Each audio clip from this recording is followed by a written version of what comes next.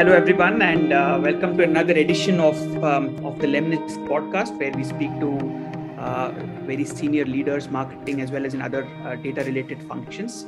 So today, actually, I'm stoked to be doing this podcast with Vadiraj Aralappanavar. Vadi is Vice President of Product Management at Acko. And in this role, he's leading the central products and platform to provide a holistic and seamless experience to the B2C and B2B customers in different lines of business at Acko. Vadi is an incredible product leader with a track record of over 2 decades of experience, both as an entrepreneur as well as a business leader in roles that actually spanned products, managing global businesses, conceptualizing initiatives and creation of innovation practices, both in the consumer internet and B2B space and across insurtech, fintech, retail, travel, and logistics. Prior to Acko, he led the product divisions at Own Bikes and C&D Labs. He was the co-founder and president at Venino Technologies and the founder at CTO at Telebrahma Convergent Communications. Apart from this, he's also held leadership roles in firms like Quicksilver, Exchanging, Mindtree, Wipro. He's also been an advisor at 100bots.tech, Spring Up Capital, and the Founder Institute, about which, if we have time, I'll definitely ask him. Vadi is passionate about startups and has been a part of product journeys from their very nascent stages. He's also created and managed accelerators, incubators, and sort of set up an entire ecosystem spanning founders, partners, mentors. He is also a man of many talents. I know he loves music. He's a singer and is also active on the Bangalore tennis circuit. Vadi, a very, very warm welcome to the Lemnisk podcast. Thank you so much for taking the time out to speak with me today.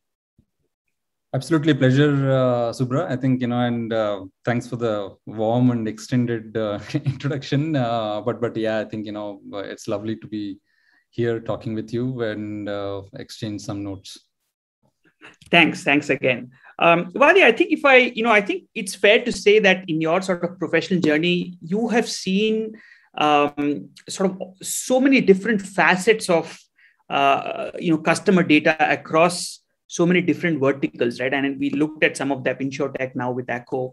You were with Telebrahma once, and so you've seen the B2B side, B2C side. You've seen some loyalty data with players like Quicksilver.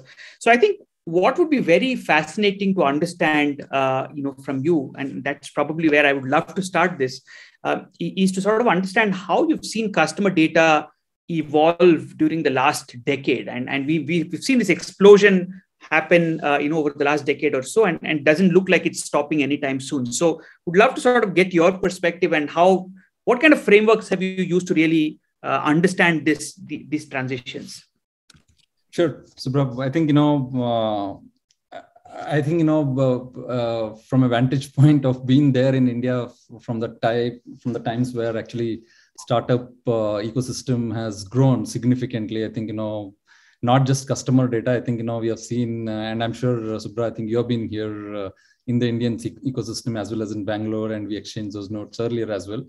I think, the whole context of startups and how companies can disrupt using technology, using data itself has tremendously changed. I mean, I think, I'll come to the data part of it, but I think, in general, I would say the companies, if you look at companies that were a decade back, how they look at customer growth, how they look at growth as a lever to grow, especially B2C, D2C businesses, very, very different. While the tenets would be same, but the toolkits that you have now, the intelligence that you have now that can propel a lot of your strategies is very different. Of course, you talked about Telebrahma. That was long back, but when we didn't even have smartphones, I think, we were trying to do things on feature phones. But from those times, I think, what we now have is a very, very mature ecosystem that has grown in India, and it's a fascinating place to do innovations, fascinating place to do things which can use technology to propel growth, right? So I think, that touches the first part of what you asked. Second, how data itself has changed in terms of and how that can be used. I would say data existed even earlier, or I mean, I think the customer needs existed even earlier. But I think, if I had to say, data existed, but I mean, I would say companies did not know how to use data. I mean, first of all, it would have been in siloed systems, maybe some monolithic ERP systems, or where it's very difficult to get what's happening, what is happening at what context of the user, status of the user. So various things. I mean, data always, I would say, existed maybe in paper forms. It may not be in digital, or what channels that customer data was coming in was not existing. So now I think, we have a very, I would say, intelligent world where I would say we know the customer context, we know the customer context of where he has come, how he has come, and the intelligence that can propel, that the organizations can use to propel their strategies. I think, now we have come in the world, in the context of the current maturity of our systems. I think, we are at times where we exactly know, how to acquire a customer, and after the customer is acquired, how to engage him, how to retain him, how to do some real-time activation, how to do the whole funnel tracking and things like that, right? So we seem to now have touch points, which is a mix of product and technology levers to actually act basis some decision, basis some intelligence, basis some data that you have. And that's a very interesting problem to be in. And I would say, from what I've seen 10 years back or 15 years back, I think, I would say we would not have been even talking about growth hacking or growth levers, or maybe a decade back, or maybe 10, 12 years back, and how that has emerged, and the growth platform being a very growth imperative, being a very strategic lever for organizations, has changed tremendously, and all, courtesy use of technology, courtesy how technology has improved, and a lot of platforms like Lemnisk, I think, who are there to actually make that happen for a lot of customers.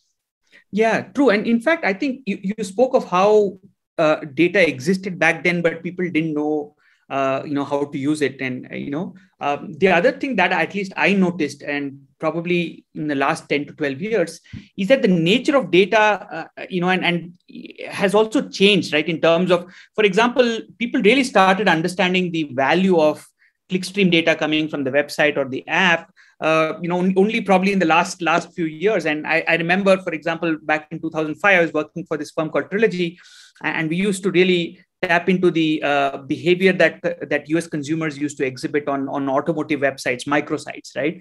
And that was already super, super innovative. This was back in 2005-06. And then when I was with Vizuri 6-7 years down the line, the whole notion of capturing a customer's behavioral intent on the website and then using it for recommendations, that was just sort of starting off, right? So I think there are newer forms of data that people have understood as well. And I think the cost of computation has made it, this kind of data also, probably more accessible and sort of more usable, I would say, right? Absolutely, Subra. I think, the context of data, as you rightly said, I think, it existed in various different forms. And now I think, as I said, the intelligence of, intelligence to power that, data. What do you do with the data, right? I think, and how do you use that intelligence to propel your strategies is what is existing now. Like, paradoxically speaking, I would say, we have not gone into customer data platform as such, but I would say you require, for the intelligence to work, I think, you need to have a nervous system. and I would say, paradoxically thinking, the data pipeline and the CDP, what we call now, is a central nervous system. Where you can actually think, act, and decide your strategies. Again, your strategies can depend on the context. I think, it may be for a insurance company, it may be different. In our context, what we are an insurance company, or it can be very different for a travel company who may be wanting to do it. But the tenets of, in a typical consumer internet B2C company, I think, it's about awareness, acquisition, retention, real-time activations to do conversions, and most importantly, in a very gratifying way, where you can wow the customer. I think that's important. And with data and how data has morphed, and how now you can use that data to propel those decisions is the very exciting and interesting thing to be right now.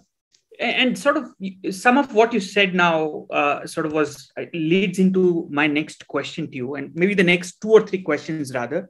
And really it's about, given all that you've seen today, especially in, let's say, in a company like Acko, what is the approach that you take to really build a foundational customer data strategy, right? And maybe if you could also in the process touch upon how you came across customer data platform and how you think a CDP potentially contributes to this wow experience that you want to create.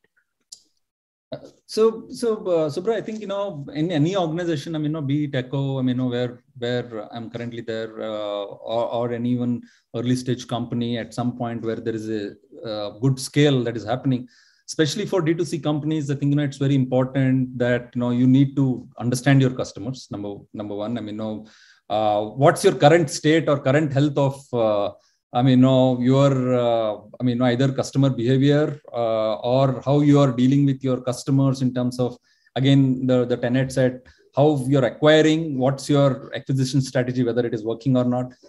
Coming later after acquisition, and how are we doing on the conversions?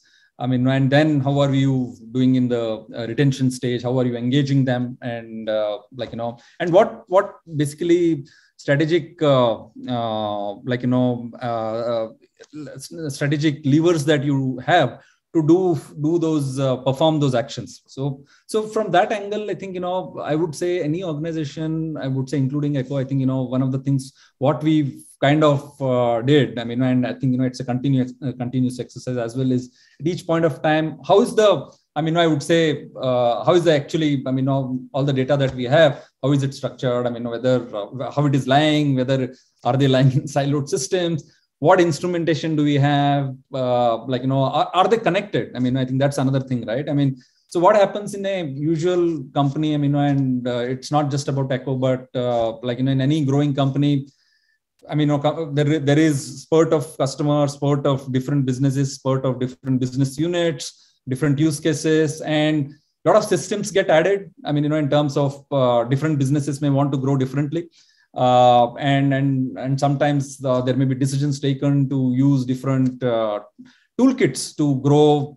Different toolkits to kind of customer end facing channels, customer facing applications, and all that. So it's very, very normal that, digitally, so much is possible. You start out maybe with a web, or maybe, company can start with a mobile first approach and have a mobile app, but then they can go to a web, or it can be the other way as well. So there are various ways how companies can evolve.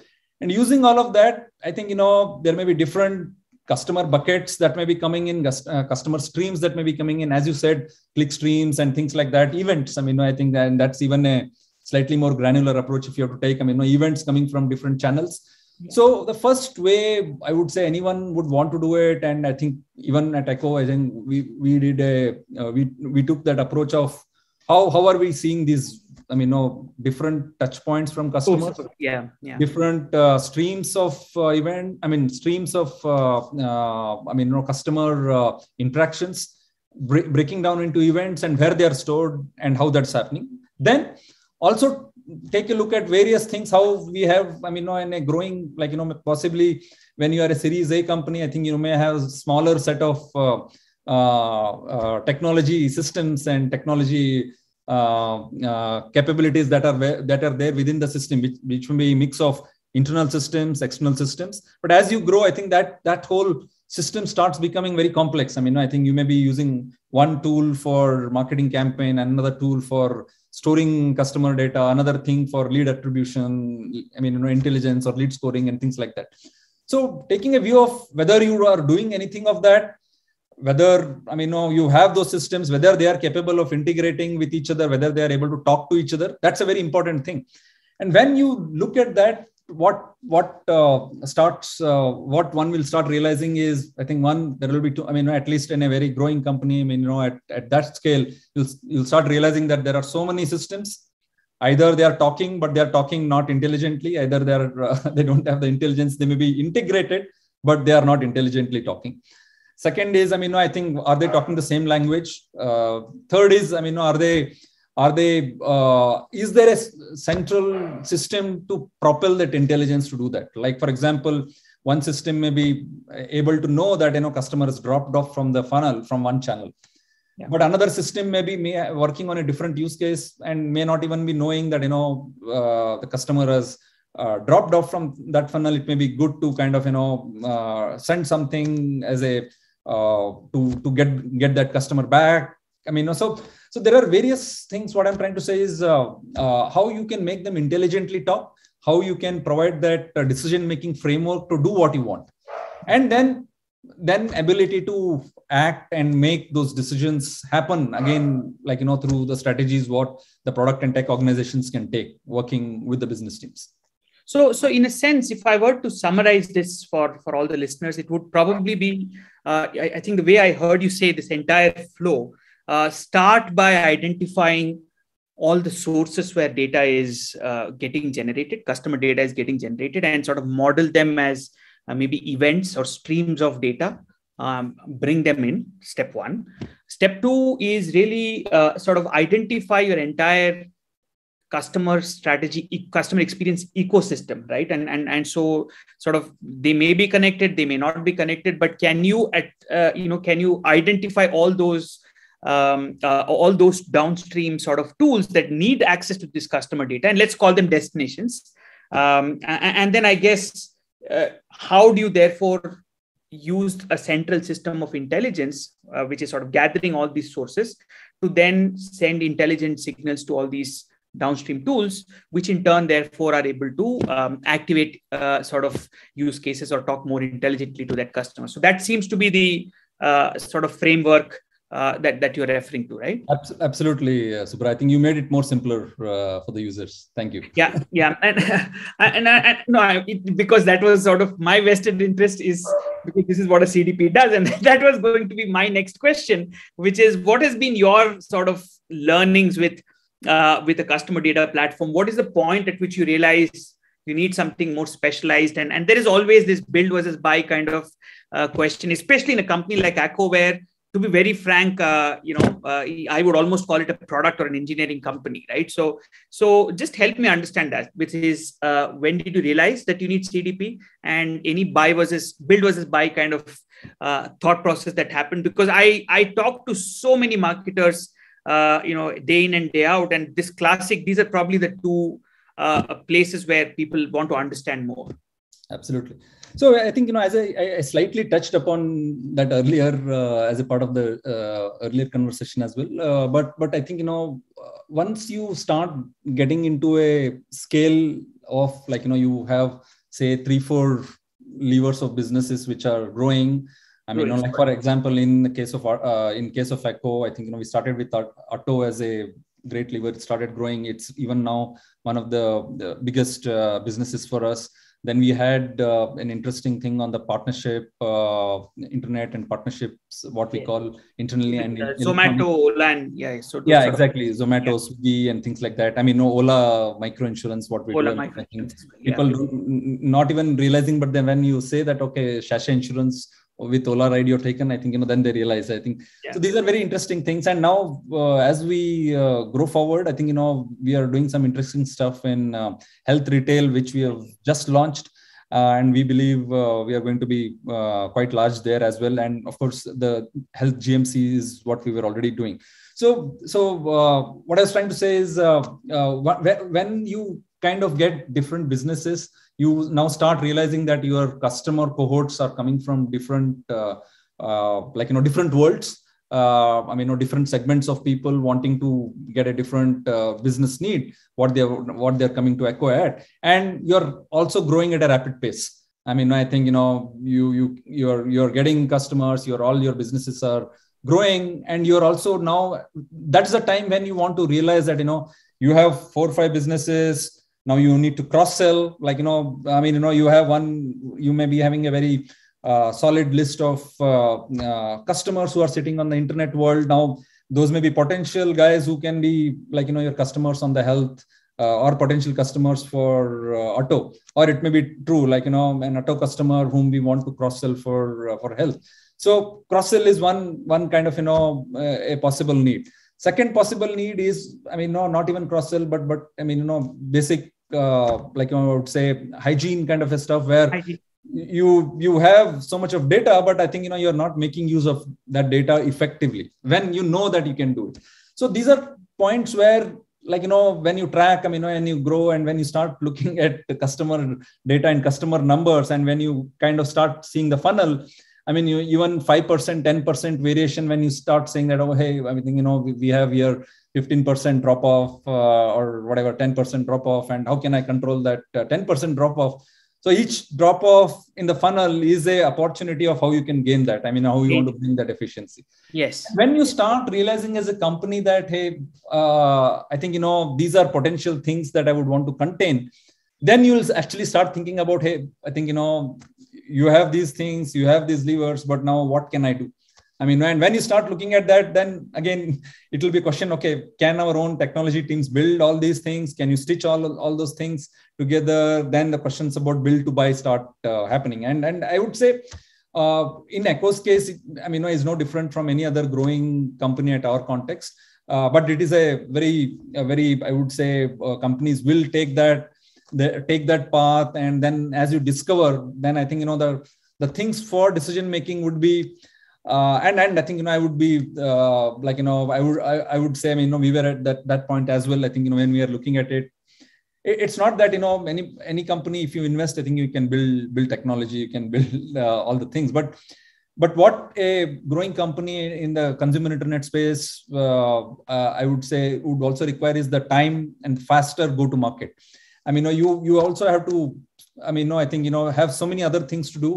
Grow in the individual verticals, maybe grow new businesses and all that. So when that happens, I think, you may not be wanting to reinvent the wheel of technology. And I think, seeing, at least from my own experience, I think, though you're, I would say we are all, including you, I think, we are deep technologists, we have seen technology, but I think, one of the things what has worked very well is, I think, don't have to reinvent technology for the technology's sake. For the sake of, Yeah. So I think that's a very interesting point you bring up, Vadiraj, because I see this, sometimes I see within organizations, this thing that we want to build it ourselves, right? And that is true, because there are equally passionate technologists sitting inside of enterprises who want to prove that they can build it, right? But I think sometimes they miss these one or two very critical and fascinating points that you brought up, which I would encourage everybody to take away, which is,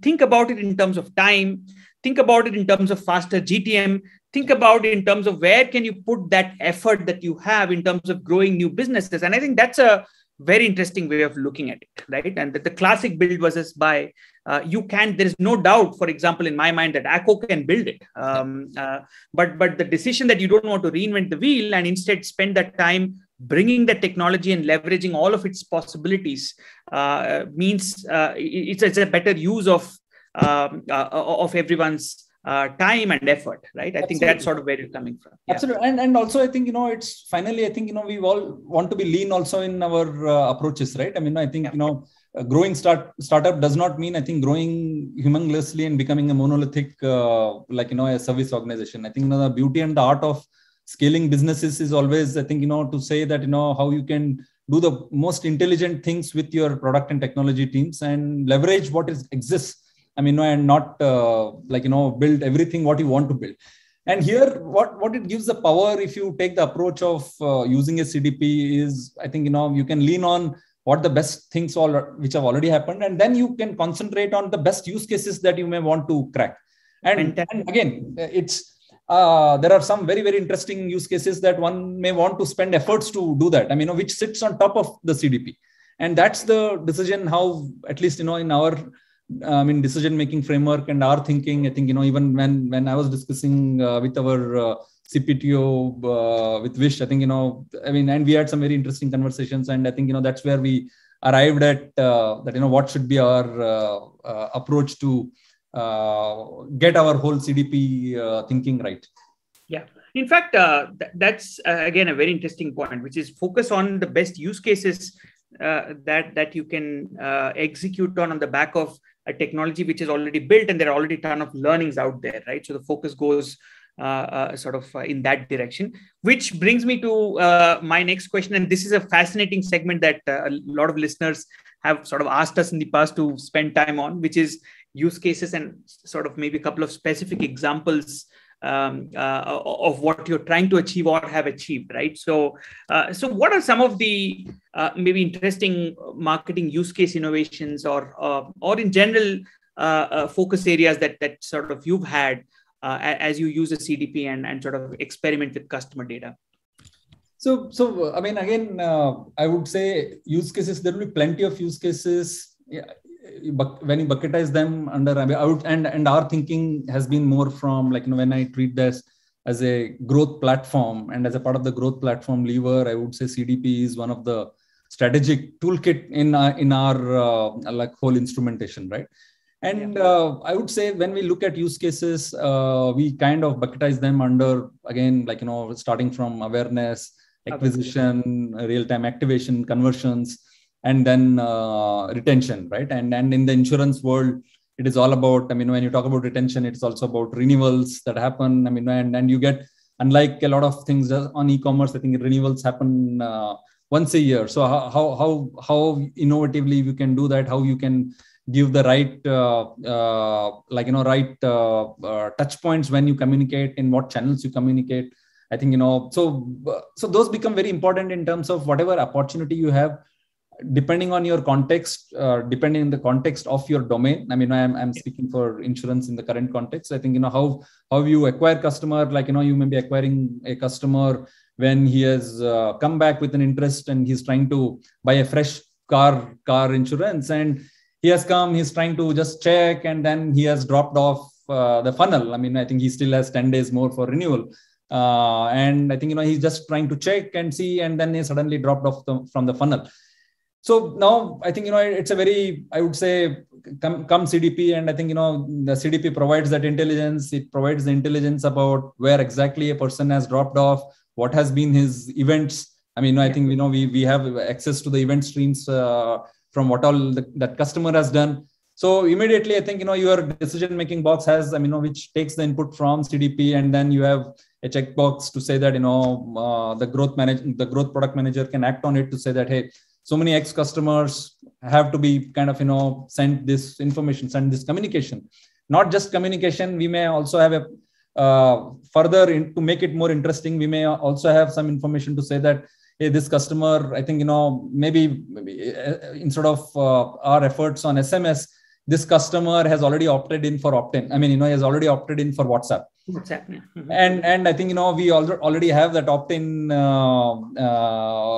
opt-in from that user. So why don't we send them that, hey, I think, you dropped off, but is there anything that else you can do? And you can straight away from this context, you can start off. And at that point of time, if you have already some information about his, at least in Acko's case, one of the beauty of Acko is also about, very simply, with very simplified way, we already have the insurance, about the details about the customer. Just he types in just the RC number, and hey, I think, we are able to track that. So, this is one example, right? Where a customer has dropped off and we are kind of engaging him to kind of, I give a quote to take that better. Second could be, I think, he's trying to renew. I think, again, he has come to a stage where he has seen the, I would say he has seen the quote, but he has not done the payment. And then you would want to give that, you would want to give him so that he doesn't have to go through the whole life cycle. You can give a link directly, that customized link, where, he can straight away go and do the payment. I think that's like saving time for the customer, saving time and wowing him. or it could be like, a customer who is an Acko customer. And then you want, like, for example, you have, basis the cohort and the segment of that user. We want to give him a very custom health retail plan, which we have just recently launched. And I'm not saying that we have done that yet, but I think, I'm saying these are all possibilities in the realm of innovations that we can provide. I say we know that. And we also know that, we have a new bouquet of new, things that we want to sell him. So in a very, very warm way, I think, sending him those nudges, about these new things, why it is better, and saying that, you are the right customer for us, and Acko is the right thing for us. So all this is very possible when you have that whole data fabric or data pipeline, or the nervous system for the tech instrumentation that we have.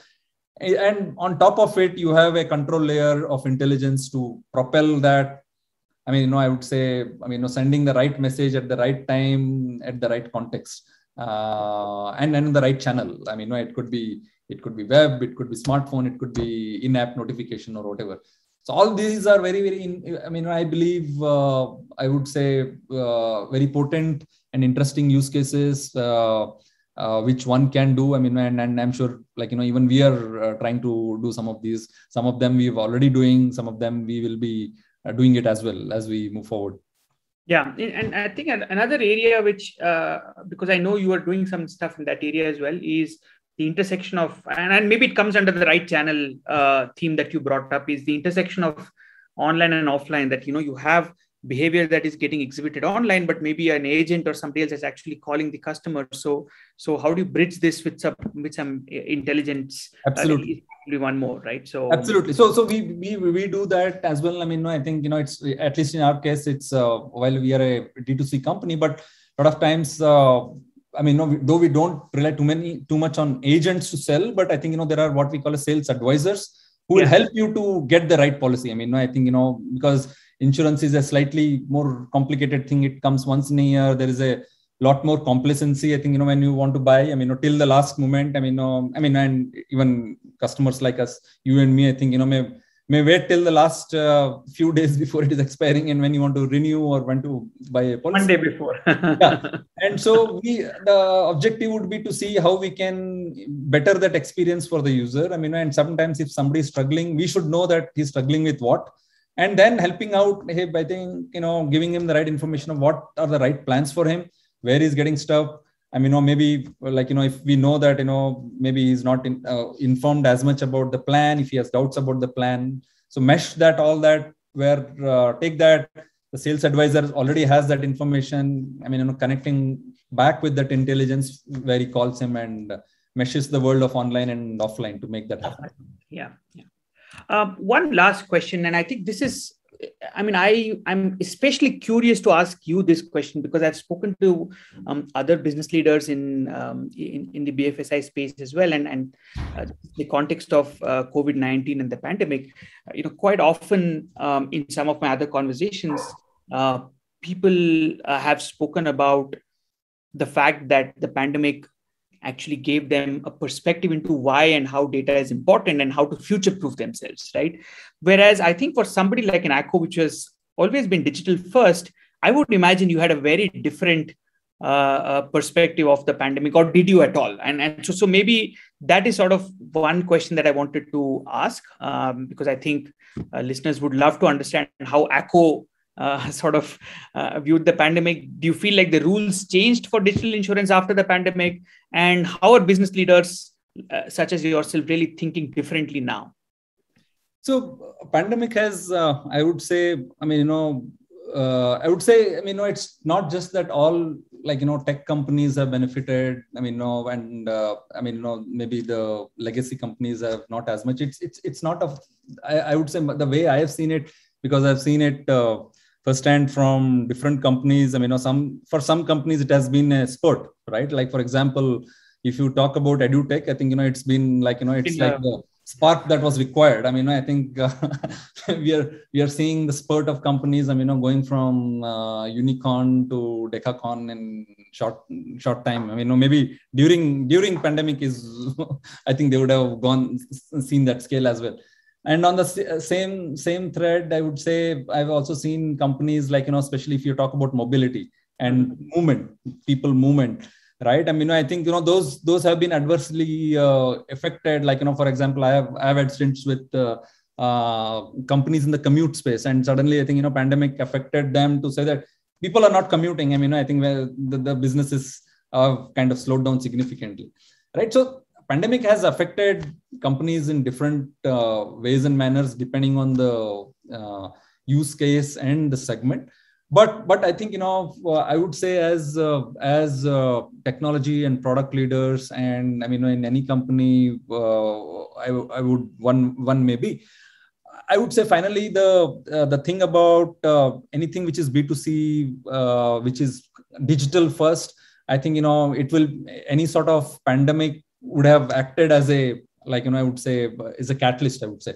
Because you would want to do things like, again, I'll take an example of food delivery things. I mean, people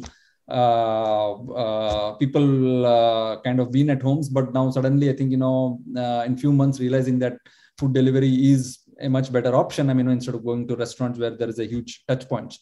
So that segment has grown. I mean, similarly, I think, the importance of insurance, importance of, I would say, at least from Acko standpoint, the way we have seen, maybe there was, because we were heavily in auto, I think for the first few months, we saw that, people were not moving at all. There was some dip at all. There was some dip in the beginning. But in the last 1 year, we have seen there has been a tremendous growth, of activity on auto, car. I mean, motor in general, I think, people have come out of their shells and they don't want to take, I would say some data point on that is like, people may not want to take mass transit approach, right? They would want, even if it's a smaller car, you would want to purchase that. Maybe that has propelled that. So in the last 1 year, we have seen huge uptake in the insurance world. Be it bikes, be it bikes, four-wheelers, and of course the internet partnership world that's grown. Health, we see that health more and more is going to be becoming more and more important as well. I mean, I think, and we are keeping our fingers crossed and quite excited to see how our health retail product moves and grows from where we are right now. Yeah, so that's certainly a very exciting move that Acko has made, and I think a lot of people will be looking at it with bated breath and see how that shapes up. Yep. Vadi, one last question: is the pandemic also the time you used to hone your music skills? Because I think you're certainly very interested in singing. I saw that you have a YouTube channel, etc. I think pandemic gave some things. I would say the way I would say the commute times that were saved were possibly late evenings and sometimes morning as well to kind of use that. So I think from that angle, I think I've been a beneficiary of that. So though it's been always there, I think it has helped to kind of take some passions, make use of those to learn those. Yeah, you can see the musical instruments right behind Vadi and sort of tells you how passionate he is about music. Another thing that probably listeners may not know is tennis. You actually connected me to the Bangalore tennis circuit. Thanks for that. You are quite passionate about tennis as well. Yes, Subra, I think, these two things have been quite, I would say, apart from the tech product and startup ecosystem career-wise, I think, these two things have remained constant in the last 2 decades. I think before tennis, it was cricket as a sport. In the childhood and college and early part of my career, it was cricket. But last, 16, 17 years odd, it's been tennis, which has kind of, has been addicted to that sport, and it's a lovely sport. So it's keeping me healthy to do what I am at and in the current time. So yeah, I think that's also something what I try to do at least on a constant basis, at least few days in a week to be healthy and learn learning never stops in both these things, music and tennis. I think, that's one thing. You'll never feel that, you have achieved something. You always feel so many more things to learn. Yeah. Fantastic. That was Vadi, and I hope at least there was a lot of learnings for me personally, Vadi, from this discussion, starting with how you've seen data evolve, the kind of perspectives you're bringing into why build versus buy and things like that, and how data can be used, what kind of innovations can we do, how to really, that framework for starting with acquisition all the way down to retention, and then looking at useful points to sort of push in innovation and use of data. Fascinating talking to you, fantastic perspectives. Thank you so much again, Vadi, for doing this session with me and Lemnisk. Appreciate it. Absolutely. Pleasure chatting with you, Subra. I think, and as I was telling you, I think, you're in a great space as well. With CDP, which is a key need as we move forward for a lot of organizations. And I hope, some of the listeners on this channel, as well as, somebody who might be needing CDP later, I think, they'll find it useful. And I think, it will aid in their decision making at their points of time. But absolutely fabulous having this conversation, and love this conversation. Thank you so much, Vadi.